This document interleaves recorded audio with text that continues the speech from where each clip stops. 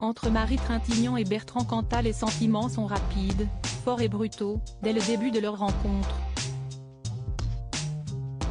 Une histoire d'amour aussi forte que toxique, si est ce que raconte Anne-Sophie Jeanne dans son ouvrage Désir noir, édition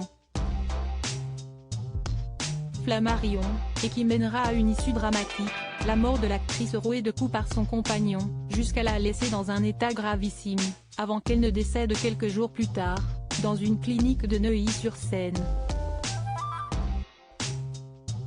Le livre fait le récit d'une histoire sombre et ponctuée de crises de jalousie,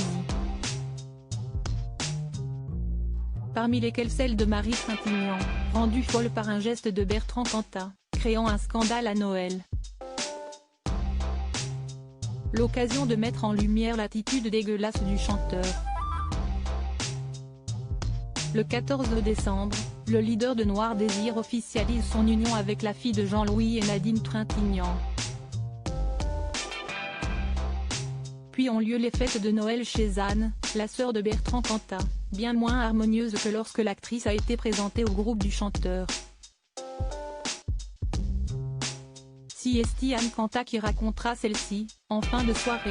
Christina, qui était en couple avec Bertrand Cantat, est enceinte de celui-ci lorsqu'il a rencontré Marie, note de la rédaction, est fatiguée, elle demande si elle peut rester dormir. Ça a rendu Marie folle de jalousie. Elle devait craindre Christina qui était restée 10 ans avec le père de ses enfants, elle qui n'était jamais restée si longtemps avec un homme.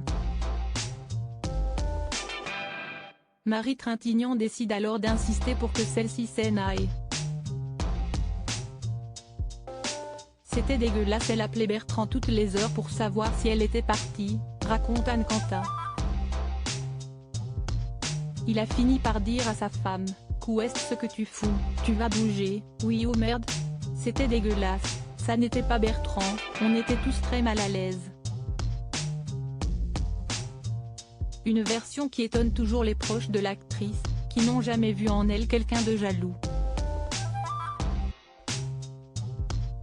L'autrice précise également qu'à l'inverse de ce que témoigne la sœur de Bertrand Cantat, Marie Trintignant est restée quasi aussi longtemps que Christina et le leader de Noir Désir, avec Samuel Benchetrit, père de son fils Jules. C'est en janvier que l'artiste bordelais finit par s'installer chez Marie Trintignant, rue de la Mare, à Belleville, dans un loft rempli d'ouvrages sur la psychanalyse, niché au fond d'un jardin de bambou, derrière un portail rouge, loin du bruit de la ville.